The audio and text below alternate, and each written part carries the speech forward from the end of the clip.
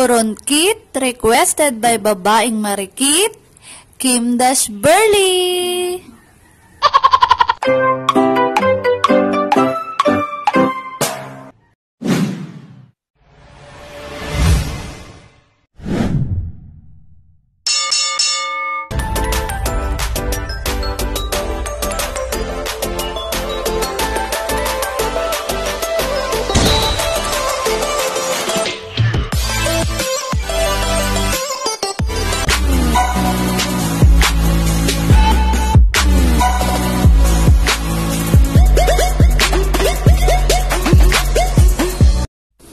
Ayan, magsimula na po tayo.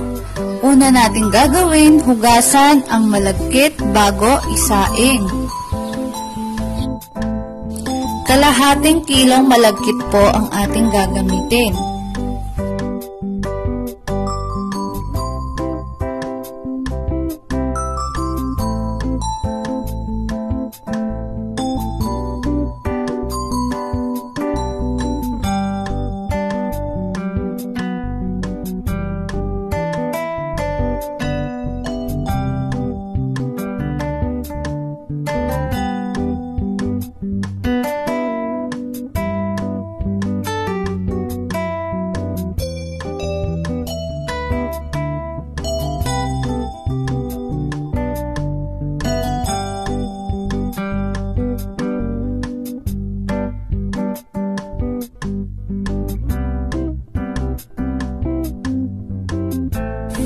And guys, habang tayo nagsasaing, ipiprepare na natin ang ating wrapper na gagamitin.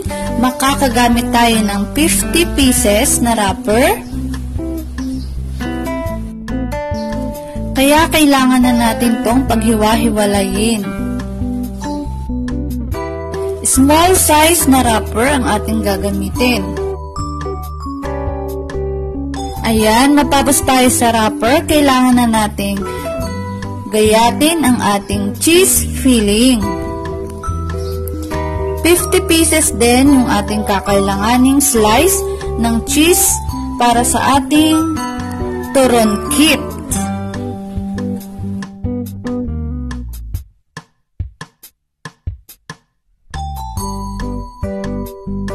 A few moments later. At eto na po, luto na ang ating sinaing na malagkit. Kailangan nating mag-prepare ng isang kawaling malaki para sa paghahalo ng ating mixture. Ayan, mag-ingat po at mainit.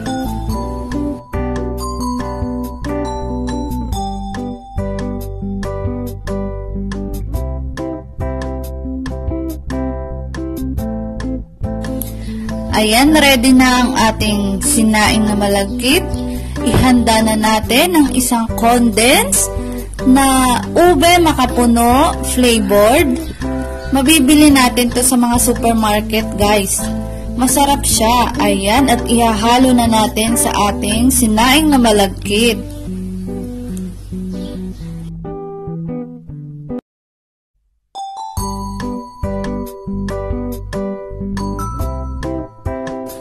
At kailangan din natin ng star margarine or butter na 2 kutsara.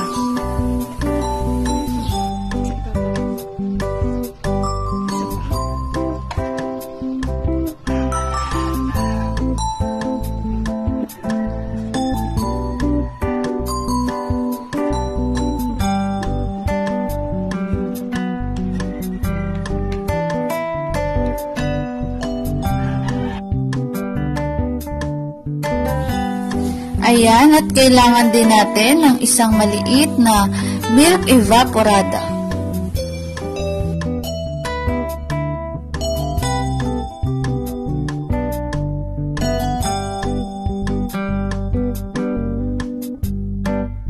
Ayan, at dahil nailagay na natin lahat ng mga ingredients, bubuhayin na natin ang ating apoy na mahina lang.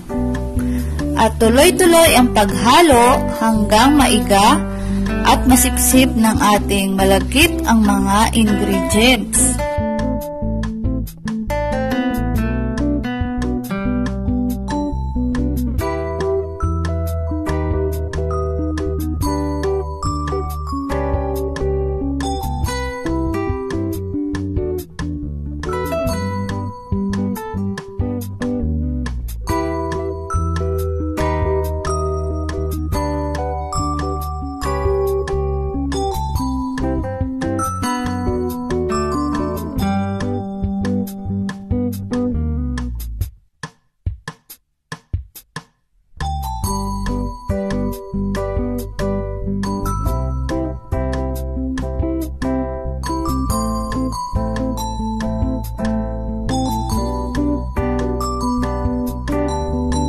Ayan guys, at unti-unting naiiga na ang ating niluluto, kaya malapit na tayong matapos.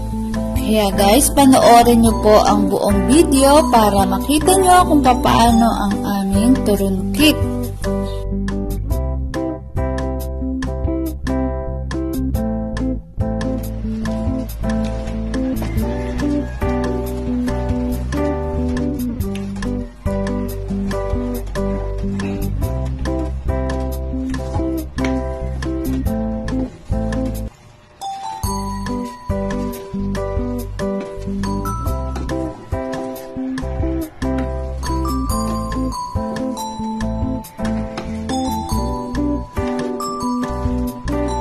One eternity later. So guys, ayan na po, ready na ang ating malagkit rice. Ayan, kung makikita nyo, masyado nang madikit at sticky na, kaya na-absorb na niya yung mga ingredients. Aalsin na natin siya sa apoy.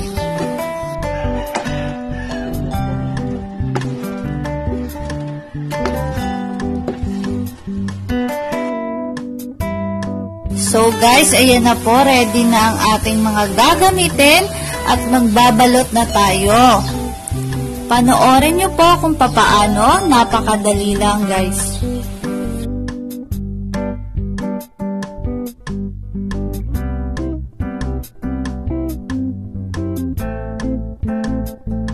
Ayan guys, syempre kailangan natin ng malinis na tubig.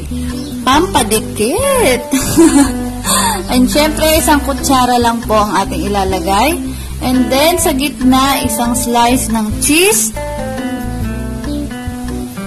And pagugulungin natin na parang buhay lang. Na parang gulong na gumugulong-gulong.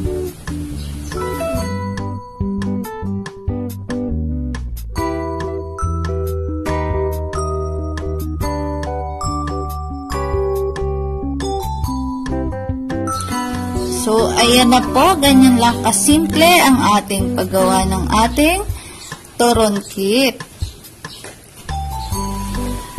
Tuloy-tuloy lang po ang mga proseso at makakagawa kayo ng 50 pieces sa loob ng kalahating kilong malagkit rice.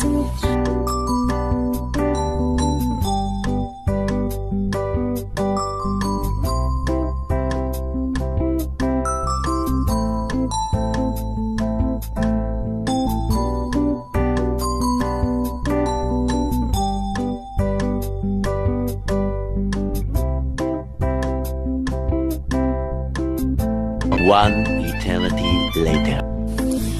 So guys, ayan na, ready na ang ating turon kit. Magpiprito na tayo.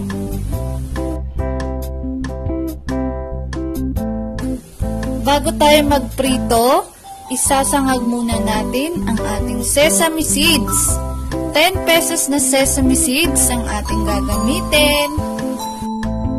Guys, mahinang apoy lang kasi madali itong masunog.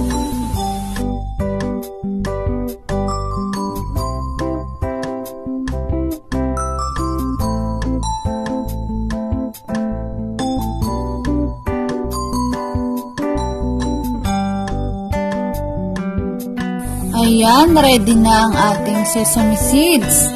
Mapiprito na tayo.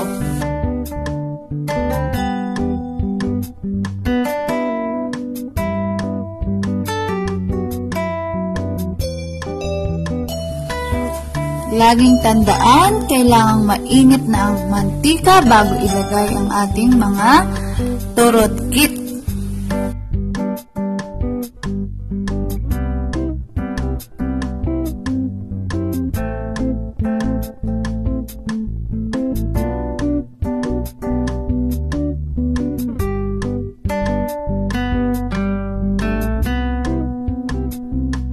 Ayan, at after 5 minutes, babaliktarin na natin ang ating mga turon kit.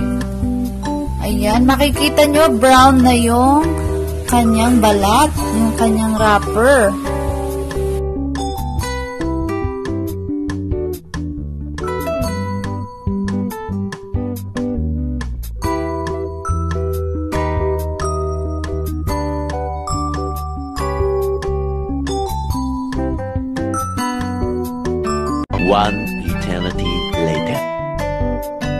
And guys, ayan na, luto na ang ating mga turon kit. Prepare naman natin ang ating pinaka-toppings. Ayan. Magkakaramelize tayo ng asukal.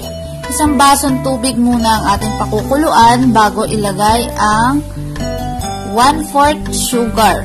Brown sugar po ang ating ginamit.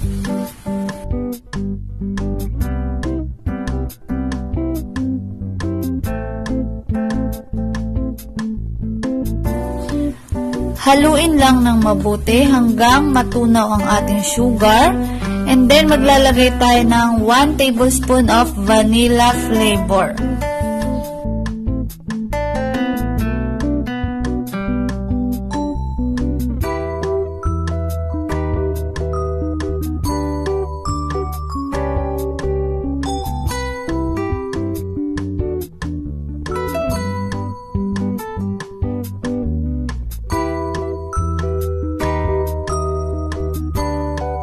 Halo lang tayo ng halo hanggang matunaw ang ating asukal.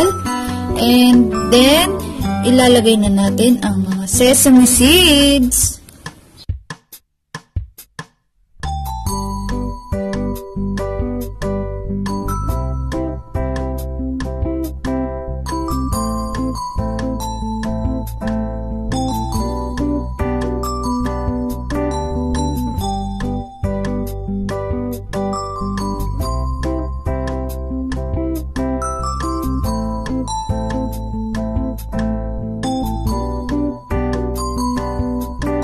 Ayan, at caramelize na nga ang ating sugar. Ilalagay na natin ang 50 pieces na turon kit at hahaluin natin sa caramelize natin para mabalutan siya ng sugar with sesame seeds.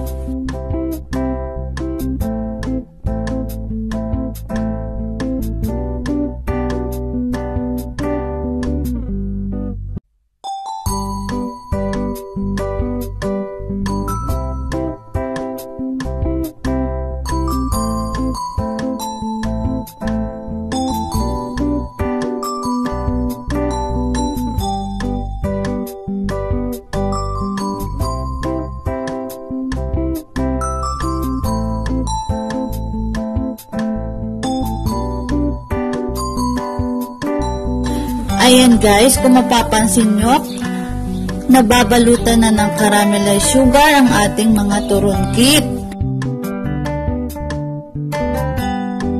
A few moments later.